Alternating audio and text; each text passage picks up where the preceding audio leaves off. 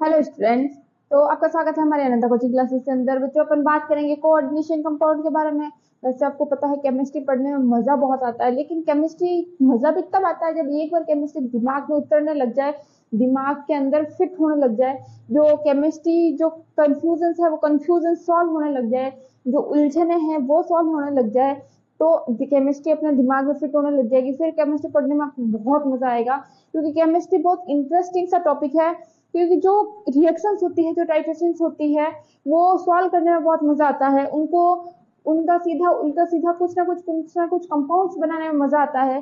कुछ जो जो सिद्धांत होते हैं उनको समझने में बहुत मजा आता है बच्चों, क्योंकि केमिस्ट्री है ही बहुत मजेदार टॉपिक है ना। तो अपन कोऑर्डिनेशन कंपाउंड की बच्चों में बात करूं, तो कोऑर्डिनेशन कंपाउंड पढ़ने से पहले आपको कुछ मैं पॉइंट बता देती हूँ। कुछ ऐसे छोटे छोटे पॉइंट है जो बीच में कबाब में हड्डी बनेंगे अपने, है ना।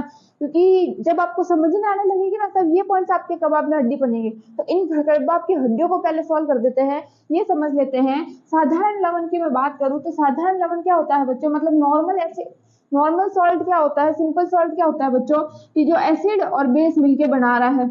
जब एसिड बेस में मिलके शादी कर ली तो क्या बन गया बच्चों, अपना सिंपल सॉल्ट बन गया, है ना। जब एसिड बेस मिलके शादी कर रहा है तो जो एसिड बेस मिलके बना रहा है वो अपना सिंपल सॉल्ट बन गया, है ना, साधारण लवण बन गया। मतलब जब अपन रिएक्शन करवाएंगे, जब अपन रिएक्शन आगे की बड़ी बड़ी रिएक्शन करेंगे ना, तब उसके अंदर क्या होगा, एक एसिड होगा एक बेस होगा, दोनों मिलके जब बड़ी रिएक्शन में छोटा सा एसिड बेस अपने को दिखेगा नहीं, फिर अपने को कंफ्यूजन होगी, यार ये कहाँ से आ गई। तब अपने को इसलिए उससे पहले तब अपने को कंफ्यूजन होगी, इसलिए अपन पहले ही देख रहे हैं कि साधारण सॉल्ट या सिंपल सॉल्ट क्या होता है, एसिड और बेस दोनों मिलकर शादी कर लेता है और क्या बनाता है, सिंपल सॉल्ट बना देते हैं, है ना बच्चों। ये सिंपल सी रिएक्शन हो गई। अब देखो सिंपल सॉल्ट कैसे बनाया, तो मैंने एक एसिड ले लिया HCl, HCl अपने सामने एक एसिड है। मैंने एक ले लिया बेस, इसने क्या मिलके बना लिया बच्चों, NaCl बना लिया, NaCl प्लस वाटर H2 बना लिया। तो ये क्या, इसने एक लवण बना लिया। तो देखो बच्चों द्विक लवण क्या होता है, कि द्विक लवण मतलब क्या होता है बच्चों, कि एक तो सिंपल सॉल्ट अपन ने पढ़ लिया है ना। तो द्विक लवण क्या होता है, ये तो क्रिस्टलीय ठोस होते हैं बच्चों। द्विक लवण जो होते हैं क्रिस्टलीय ठोस अवस्था के अंदर पाए जाते हैं। ये देखो द्विक लवण का मतलब क्या होता है, कि जब इसको जल के अंदर विलय कर देते हैं वाटर को, तो ये जिससे मिलकर बने हैं उसको आयन के रूप में खुल जाते हैं। मतलब अपन ने NaCl है अपने पास, मैं इसको वाटर में डाल दूं, पानी में डाल दूं, नमक को पानी में घोल दूं, क्या हो जाएगा, पूरा घुल जाएगा। लेकिन आपको दिखेगा थोड़ी कि वो अंदर आयन बन चुके हैं, नहीं दिखेगा, तो वो घुल जरूर जाएगा। लेकिन जो द्विक लवण होते हैं, जैसे ही मैंने वाटर के अंदर डाला वो आयनों में टूट जाएंगे। मतलब जैसे मैंने इनको किससे मिलकर बनाया था, मतलब क्रिस्टल ठोस कैसे, कि नमक आपने देखा है दड़ा होता है पूरा, कितना कठोर होता है, ठोस अवस्था के अंदर रहता है, तो वो क्रिस्टल ठोस है। लेकिन अगर मैं एक जल लू, वाटर का ग्लास का पानी ले लू, उस पानी के अंदर मैं नमक को डाल दू, मैंने नमक को डाल दिया, घोला मैंने, वो घुल गया।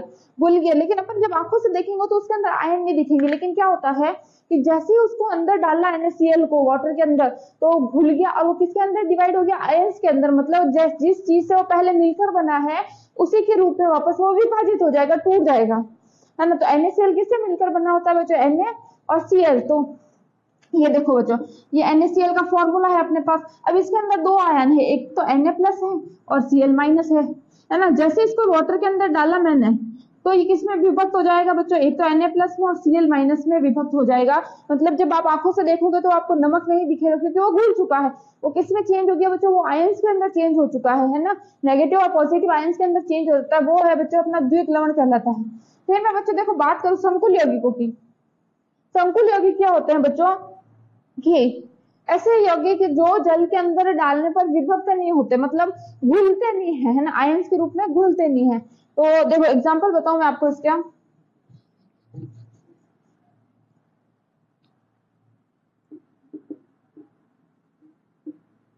देखो बच्चों अपने पास FeCN4 है। Fe की जो संयोजकता होती है वो 4 भी हो सकती है, 6 भी हो सकती है। इसके रिएक्शन अगर मैं करवाऊं 4KCN के साथ, 4KCN के साथ करवाऊं तो क्या होगा बच्चों, FeCN6 प्लस K प्लस। अब देखो अब देखो K4, है ना। ये देखो, अब मैंने क्या किया, इन दोनों की रिएक्शन करवाई। संकुल के अंदर क्या होता है बच्चों, ये भी ये आयन है।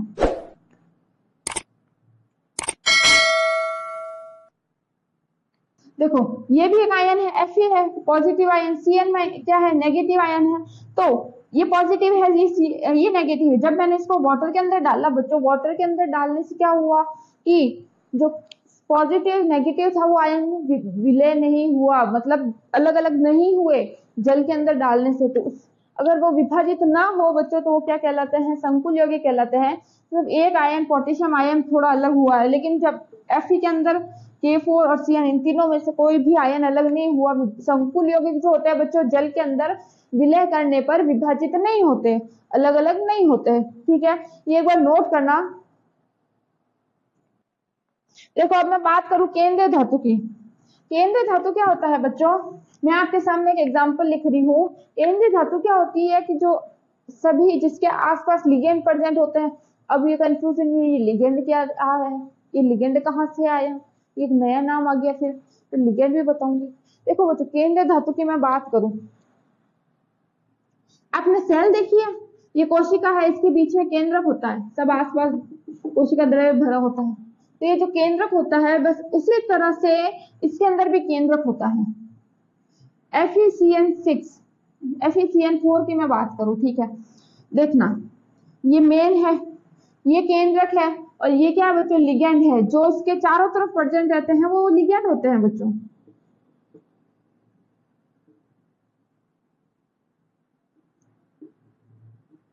ये जो अपने को बीच में दिख रही है जिसके ऊपर पॉजिटिव आयन है, पॉजिटिव चार्ज है, वो है बच्चों अपनी केंद्रीय धातु। केंद्रीय धातु, और जो इसके आसपास प्रेजेंट होते हैं, जो अपनी इलेक्ट्रॉन श्रद्धा अनुसार जिसको जितने इलेक्ट्रॉन की जरूरत होती है उस हिसाब से ये बॉन्ड बना लेते हैं। मतलब ये है डोनर, जितने इलेक्ट्रॉन की जरूरत होगी उतने इलेक्ट्रॉन लेके देके बंद बना लेती है और लिगेंडों को अपने आसपास जोड़ लेती है। आओ, है ना, तो ये केंद्रीय धातु होती है। ये फॉर्मूला जरूर लिख देना। फिर देखो बच्चों, अब लिगेंड क्या होते हैं, आपके सामने एक नाम है, लिगेंड क्या होते हैं, ये मैंने अभी अभी बताया कि ये क्या करते हैं, इलेक्ट्रॉन दान करते हैं। मतलब इसको जितने इलेक्ट्रॉन की जरूरत होगी ये उतने लिगेंड्स को जोड़ लेगी, उतने आयंस को जोड़ लेगी। और किससे जोड़ेगी, जो इलेक्ट्रॉन डोनर हो, इलेक्ट्रॉन देता हो, इलेक्ट्रॉन डोनर को बुलाएगी, मेरे को इतने इलेक्ट्रॉन की जरूरत है आओ, और आते क्या क्या करेगी, प्रबल बंध बना लेगी, उनके साथ एक बॉन्ड बना लेगी। और जो आसपास होते हैं वो लिगेंड, और बीच में होती है वो केंद्रीय धातु आयन। ठीक है बच्चों, अब देखो अपन बात करते हैं उपसहसंयोजक संख्या। उससे पहले मैं आपको कुछ चीजें बताती हूँ कि उपसहसंयोजक यौगिक क्या होते हैं। उपसहसंयोजक यौगिक क्या होते हैं, एक वर्नर नामक बच्चों वैज्ञानिक था, एक वर्नर नामक वैज्ञानिक था जिसने 1893 के अंदर 1893 के अंदर एक सिद्धांत दिया था कि वर्नर का उपसहसंयोजक सिद्धांत।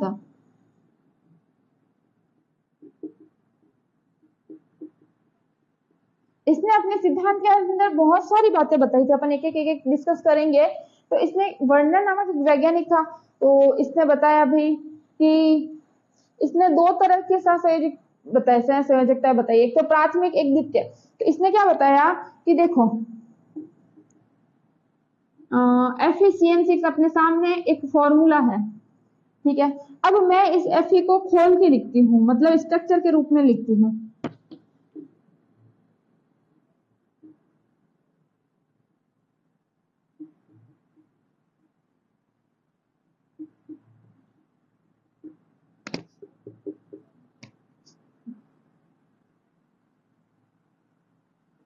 ये मेरे सामने एक स्ट्रक्चर है, ठीक है।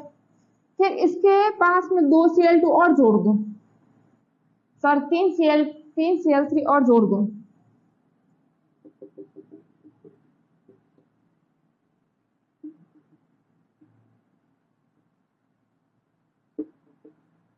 ये Cl, ठीक है, नेगेटिव नेगेटिव और नेगेटिव। बच्चों मैंने क्या किया, एक फॉर्मूला लिया, उसको स्ट्रक्चर के रूप में लिखा, मैंने इसको खोल के लिखा है और कुछ नहीं करा।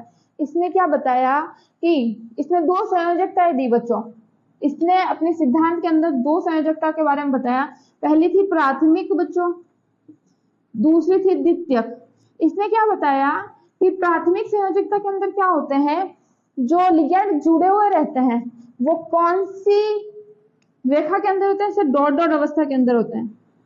मतलब इसने क्या बताया कि जो भी मेरे आसपास जो लिगैंड जुड़ा होगा, इसने वर्णन ने क्या कहा कि जिस केंद्रीय धातु के पास में जो लिगैंड जुड़ा हुआ रहेगा वो dot dot dot dot structure, dot dot संरचना, डॉट डॉट रेखा के रूप में जुड़ा हुआ रहेगा। मतलब आपको इस स्ट्रक्चर के अंदर, अब देखना आप समझ में आएगा आपको इस पूरी स्ट्रक्चर के अंदर डॉट डॉट स्ट्रक्चर कौन सी दिख रही है, डॉट डॉट लाइनिंग कौन सी दिख रही है, Cl माइनस की। इसने यही बताया कि जो डॉट डॉट स्ट्रक्चर होगी वो प्राथमिक संयोजकता है, मतलब ये प्राथमिक संयोजकता है। जो ऐसे सिंपल रेखा होगी, ये आपको सिंपल रेखा दिख रही है, ये Cl माइनस, ये द्वितीयक संयोजकता है इसकी, है ना। तो डॉट डॉट है वो तो प्राथमिक संयोजकता होगी, जो एक रेखा के रूप में है बच्चों, ये रेखा के रूप में है, ये सब ये द्वितीयक संयोजकता है किसकी, केंद्रीय धातु आयंस की, है ना। पहले पॉइंट तो इसने ये बताया। फिर इसने क्या बताया कि देखना ये क्या होती है, जो प्राथमिक संयोजकता अब डॉट डॉट डॉट डॉट है तो मतलब ये थोड़ी दुर्बल बंध से जुड़ी हुई है, दुर्बल बंध से जुड़ी हुई है तो आसानी से टूट सकती है, तो ये स्ट्रक्चर क्या होती है, टूट सकती है। लेकिन फिर दूसरा पॉइंट द्वितीयक संयोजकता में इसने क्या बताया कि ये जो है वो मजबूत है, थोड़ी प्रबल बंध से बंधी हुई है, तो इसलिए आसानी से नहीं तोड़ा जा सकता, नहीं टूट सकती है ना। अगर जल में विलय करेंगे या रिएक्शंस वगैरह करवाते हैं तो पहले कौन सी टूटेगी, डॉट डॉट वाली स्ट्रक्चर टूटेगी, इसने ये बताया। फिर क्या बताया इसने कि ये जो होते हैं वो ऋणायन होते हैं, ऋणायन से संतुष्ट होती है। जो प्राथमिक संयोजकता होती है बच्चों वो हमेशा ऋणायन से संतुष्ट होती है। ये इसने अपने सिद्धांत के अंदर बताया, इसके सिद्धांत के पॉइंट है, ध्यान रखना कि पहला डॉट डॉट स्ट्रक्चर होती है, दूसरा ये प्रबल, पहले पॉइंट में बताया। फिर इसने दूसरा पॉइंट क्या बताया, मिटा दूं। फिर इसने दूसरा पॉइंट क्या बताया कि जो अपने जो दोनों संयोजकता, ये अपनी दोनों संयोजकताओं से संतुष्ट होना चाहता है, मतलब ये चाहता है कि मेरे पास ये भी रहे और मेरे पास ये भी रहे। बड़ा लालची है यार ये, है ना, बड़ा लालची निकला कि ये क्या चाहता है कि ये भी मेरे पास रहे और ये मेरे पास ये भी रहे। तो ये चाहता है कि दोनों संयोजकता मेरे पास रहे, दोनों संयोजकता से संतुष्ट होना चाहता है। इसका दूसरा पॉइंट था वर्नर का। फिर इसने तीसरा क्या दिया कि जो इसकी ये जो आपको इसकी द्वितीयक संयोजकता दिख रही है निश्चित होती है, फिक्स होती है, जबकि कोई भी रिएक्शन अगर करवाए तो सबसे पहले प्राथमिक संयोजकता बिखरेगी, टूटेगी, लेकिन ये वाली तो इसकी फिक्स होती है द्वितीयक संयोजकता। इससे बड़ा प्यार है इसको, बड़ा गले मिलकर रहता है। तो ये जो द्वितीयक संयोजकता होती है बड़ी फिक्स रहती है ना। तो दो दो गर्लफ्रेंड लेके घूम रहा है, Cl भी और Cn भी। तो ये वाली तो इसकी फिक्स है, जो डॉट डॉट स्ट्रक्चर वाली है वो इसकी दुर्बल होती है ना। फिर इसने क्या बताया कि इसकी जितने जो संयोजकता होती है उसकी त्रिविम दिशाएं निश्चित होती है, मतलब इसकी जो स्ट्रक्चर रहेगी उसकी दिशाओं की फिक्स रहती है, निश्चित रहती है, उसकी दिशाएं त्रिविम दिशाएं होती है उसकी निश्चित रहती है। ये इसने अपने चौथे पॉइंट में बताया। ठीक है, फिर इसने एक और एग्जाम्पल बताया बच्चों कि इसके एग्जाम्पल इंपॉर्टेंट है, ध्यान रखना एग्जाम में पूछते हैं, इसके एग्जाम्पल इंपॉर्टेंट है। इसका दूसरा एग्जाम्पल है रोजियो कोबाल्टिक क्लोराइड, है ना। देखो CO+3 NH3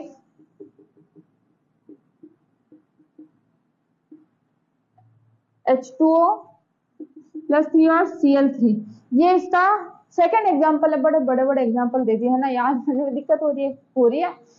एक बार में दूसरी बार में तो आपको याद हो जाएंगे।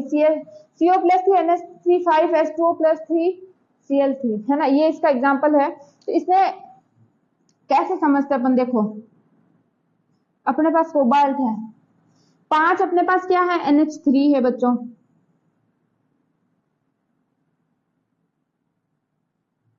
ये मैंने 5 NH3 ले लिए।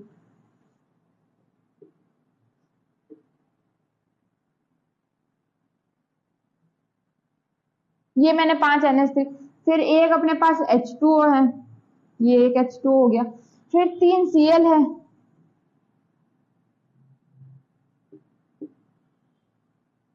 ये हो गई इसकी रोजियो कोबाल्टिक क्लोराइड की स्ट्रक्चर होगी। बच्चों एग्जाम के अंदर दोनों एग्जांपल में से एक एग्जांपल तो पूछेगा ही पूछेगा, वो वर्नर का दिया गया एग्जांपल, इसकी स्ट्रक्चर भी आपको याद होनी चाहिए, फॉर्मूले भी याद होने चाहिए बच्चों। तो इसके अंदर कोई डाउट हो आपको कि नहीं समझ में आया तो मुझे कमेंट के अंदर मैसेज कर देना। और